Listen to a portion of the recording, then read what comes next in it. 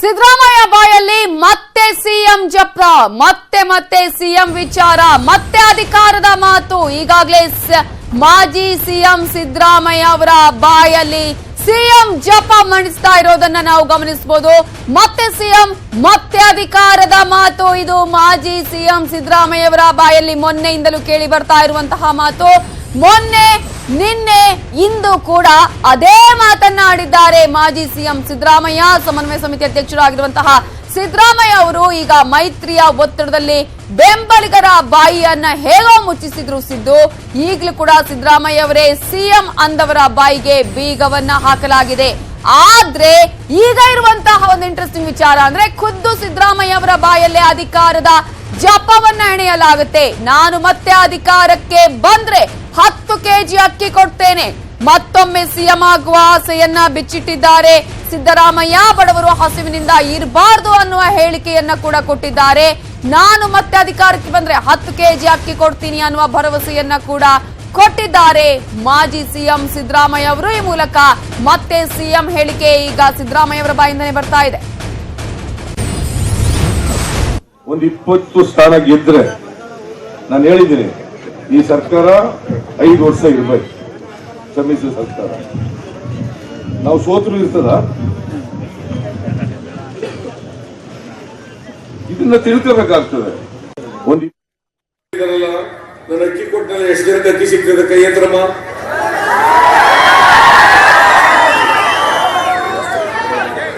Highest card ಮಾಡಿಕೊಟ್ಟಿರೋದು 2 ಊಟ ಸಿಗ್ತದಿಲ್ವಾ?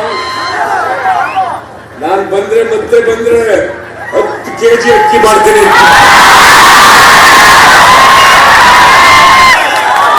ಎಲ್ಲರೂ ಹೊಟ್ಟೆ ತುಂಬ ಊಟ ಮಾಡ್ಲೇಬೇಕು.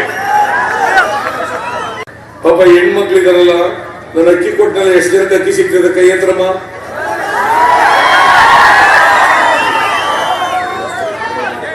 ಹೈಯೆಸ್ಟ್ ಕಾರ್ಡ್ ಮಾಡಿಕೊಟ್ಟಿರೋದು 2 ಊಟ ಸಿಗ್ತದಿಲ್ವಾ? ನಾನು ಬಂದ್ರೆ 10 ಕೆಜಿ ಅಕ್ಕಿ ಮಾಡ್ತೇನೆ.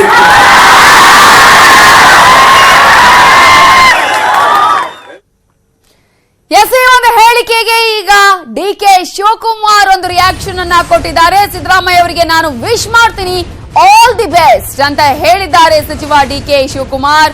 ಈಗಾಗಲೇ ಸಿಎಂ ರೇಸ್ ನಲ್ಲಿ ಇರೋರಿಗೆ ನಾನು ವಿಶ್ ಮಾಡ್ತೀನಿ ಅನ್ನುವ ಹೇಳಿಕೆಯನ್ನ ಕೊಟ್ಟಿದ್ದಾರೆ. ಈಗಾಗಲೇ ಸಚಿವರಾಗಿರುವ ಡಿಕೆಶಿ ಸಿಎಂ ರೇಸ್ ಅಲ್ಲಿ ಯಾರ್ಯಾರು ಇರ್ತಾರೋ ಅವರಿಗೆಲ್ಲರಿಗೂ ಕೂಡ ನಾನು ವಿಶ್ ಮಾಡ್ತೀನಿ, ಆಲ್ ದಿ ಬೆಸ್ಟ್ ಅಂತ ಹೇಳಿ ವಿಶ್ ಅನ್ನ ಕೂಡ ಮಾಡಿದ್ದಾರೆ. ಈಗಾಗಲೇ ಸಚಿವರಾಗಿರುವ ಡಿಕೆಶಿ ಸಿದ್ದರಾಮಯ್ಯ ಅವರಿಗೂ ನಾನು ವಿಶ್ ಮಾಡ್ತೀನಿ ಅನ್ನುವಂತಹ ಮಾತನ್ನ ಹೇಳಿದ್ದಾರೆ. ಒಂದ್ ಕಡೆ ಈಗಾಗಲೇ ಗಮನಿಸಬಹುದು ಇವತ್ತಿನ ಹೇಳಿಕೆ ಮಾಜಿ ಸಿಎಂ ಸಿದ್ದರಾಮಯ್ಯ ಅವರದ್ದು. ಹಾಗೆ 14ನೇ ತಾರೀಕಿನಂದು ಹೇಳಿರುವಂತಹ ಹೇಳಿಕೆಯನ್ನ ಕೂಡ ಗಮನಿಸಬಹುದು. ಒಂದ್ ಕಡೆ ಈಗಾಗಲೇ ಗೆಲ್ಬೇಕು, ಒಂದು ವೇಳೆ ಸೋತ್ರೆ ಸರ್ಕಾರ ಇರತ್ತಾ ಅನ್ನುವಂತಹ ಪ್ರಶ್ನೆಯನ್ನ ಕೇಳಿದ್ದಾರೆ. ಇವತ್ತಿನ ಹೇಳಿಕೆ ಸಾಕಷ್ಟು ಕುತೂಹಲವನ್ನ ಹುಟ್ಟಿಸುತ್ತೆ.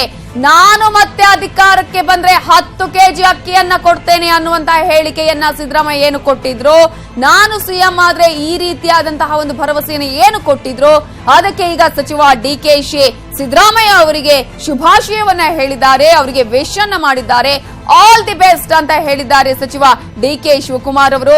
ಸಿಎಂ ರೇಸ್ ಅಲ್ಲಿ ಇರುವವರಿಗೆ ಶುಭ ಹಾರೈಸಿದ್ದಾರೆ ಸಚಿವ ಡಿಕೆಶಿ. ನಾನು ವಿಶ್ ಮಾಡ್ತೀನಿ ಅಂತ ಹೇಳಿದ್ದಾರೆ. ಯಾರ್ಯಾರು ಸಿಎಂ ರೇಸ್ ಅಲ್ಲಿ ಇದ್ದಾರೋ ಅವರೆಲ್ಲರಿಗೂ ಕೂಡ ಶುಭಾಶಯ ಅನ್ನೋದನ್ನ ಹೇಳಿದ್ದಾರೆ.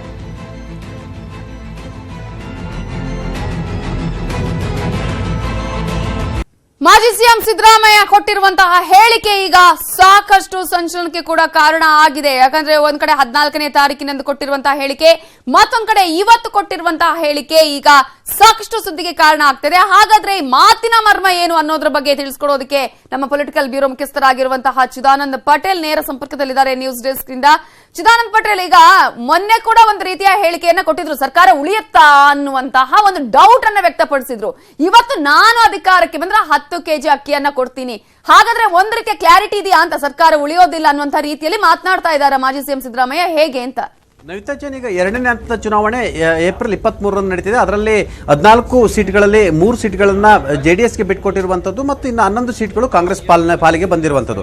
ಇದರ ಬೆನ್ನಲ್ಲೇ ಮೈಸೂರಿನಲ್ಲೂ ಕೂಡ ಒಂದು ವೇಳೆ ಮೈಸೂರಿನಲ್ಲಿ ಕಾಂಗ್ರೆಸ್ ಅಭ್ಯರ್ಥಿ ಗೆಲ್ಲದೇ ಹೋದ್ರೆ ಸಮ್ಮಿಶ್ರ ಸರ್ಕಾರ ಉಳಿಯಲ್ಲ ಅಂತೇಳಿ ನೇರ ಸಂದೇಶವನ್ನು ರವಾನೆ ಮಾಡಿರೋದು. ಈಗಿನ ಲೆಕ್ಕಾಚಾರದ ಪ್ರಕಾರ ಅಲ್ಲಿ ಟಫ್ ಫೈಟ್ ಇದೆ ಅಂತ ಮಾತು ಕೂಡ ಕೇಳಿ ಬಂದಿದೆ. ಅಲ್ಲದೆ ಈಗಾಗಲೇ ಒಂದು ಕುಟುಂಬಕ್ಕೆ ಅಂದ್ರೆ ಒಬ್ಬರಿಗೆ 7 ಕೆಜಿ ಅಕ್ಕಿಯನ್ನು ಕೊಡ್ತಿರುವಂತಹ ಸಿದ್ದರಾಮಯ್ಯ ಅವರು, ನಾನು ಅಧಿಕಾರಕ್ಕೆ ಬಂದ್ರೆ 10 ಕೆಜಿ ಅಕ್ಕಿಯನ್ನು ಕೊಡ್ತೀನಿ ಅಂತ ಹೇಳುವ ಮುಖಾಂತರ ಉಳಿದಂತ 11 ಕ್ಷೇತ್ರಗಳಲ್ಲಿ ಕಾಂಗ್ರೆಸ್ ಅಭ್ಯರ್ಥಿಗಳು ಇರೋದ್ರಿಂದ ಎಲ್ಲ ಒಂದು ಕಡೆ ಅದರ ಮೇಲೆ ಇಂಪ್ಯಾಕ್ಟ್ ಆಗಲಿ, ಮತ್ತೆ ಕಾಂಗ್ರೆಸ್ ಅಧಿಕಾರಕ್ಕೆ ಬರುತ್ತೆ, 10 ಕೆಜಿ ಅಕ್ಕಿ ಸಿಗುವ ಸಾಧ್ಯತೆ ಇದೆ ಎಂಬ ಒಂದು ಮಾತು ಕೂಡ ಇದರಲ್ಲಿ ಕೇಳಿ ಬರ್ತಿರುವಂತದ್ದು. ಮತ್ತೊಂದು ಕಡೆ ಈ ಸರ್ಕಾರದ ಭವಿಷ್ಯ ಅದು ಸಿದ್ದರಾಮಯ್ಯನವರೇ ಕೈಯಲ್ಲಿರುವಂತದ್ದು ಸತ್ಯ. ಹಾಗಾಗಿ ಈ ಸರ್ಕಾರದ ಭವಿಷ್ಯಕ್ಕೆ ನಾಂದಿ ಆಡಲಿಕ್ಕೆ ಮಾಜಿ ಮುಖ್ಯಮಂತ್ರಿ ಸಿದ್ದರಾಮಯ್ಯ ತೀರ್ಮಾನ ಮಾಡಿದಂತಿದೆ. ಯಾಕಂತ ಹೇಳಿದ್ರೆ ಎಲ್ಲ ಒಂದು ಕಡೆ ಇಡೀ ರಾಜ್ಯದಲ್ಲಿ ಕಾಂಗ್ರೆಸ್ ಕಾರ್ಯಕರ್ತರು ಮತ್ತು ತಳಮಟ್ಟದಲ್ಲಿರ್ತಕ್ಕಂಥ ನಾಯಕರುಗಳಿಗೆ ಈ ಸರ್ಕಾರದಿಂದ ಬಹಳಷ್ಟು ತೊಂದರೆ ಆಗಿದೆ ಎಂಬ ಮಾತು ಕೇಳಿ ಬಂದಿರುವಂತದ್ದು. ಮೈತ್ರಿ ಸರ್ಕಾರ ಕೇವಲ JDSನವರಿಗೆ ಮಾತ್ರ ಅನುಕೂಲ ಆಗಿದೆ ಎಂಬುದು ಮಾತು ಕೂಡ ಕೇಳಿ ಬಂದಿರುವಂತದ್ದು. ಇದಕ್ಕೆ ಸಂಬಂಧಪಟ್ಟಾಗೆ ಹಾಸನ, ತುಮಕೂರು ಮತ್ತು ನಾವು ಮಂಡ್ಯ ಹಾಗೂ ಮೈಸೂರಿನಲ್ಲಿ ನಾವು ಗಮನಿಸಬಹುದು. ಅಲ್ಲದೆ ಪ್ರಮುಖವಾಗಿ ಮಂಡ್ಯದಲ್ಲಿ ನಾವು ಗಮನಿಸಬಹುದು. ಮಂಡ್ಯದಲ್ಲಿ ಕಾಂಗ್ರೆಸ್ ಕಾರ್ಯಕರ್ತರಿಗೆ ಮತ್ತು ಕೆಲವು ನಾಯಕರಿಗೆ ಕಿರುಕುಳಾಗಿದೆ ಎಂಬ ಒಂದೇ ಒಂದು ಕಾರಣದಿಂದ ಬಹುತೇಕ ಪ್ರಮುಖ ಕಾಂಗ್ರೆಸ್ ನಾಯಕರುಗಳು ಏನು ಮೈತ್ರಿ ಅಭ್ಯರ್ಥಿ ಪರವಾಗಿ ನಿಲ್ಲಿಲ್ಲ. ಜೊತೆಗೆ ಹಾಸನದಲ್ಲೂ ಕೂಡ ಈ ಕೂಗು ಕೇಳಿ ಬಂತು, ತುಮಕೂರಿನಲ್ಲೂ ಕೂಡ ಈ ಕೂಗು ಕೇಳಿ ಬಂತು.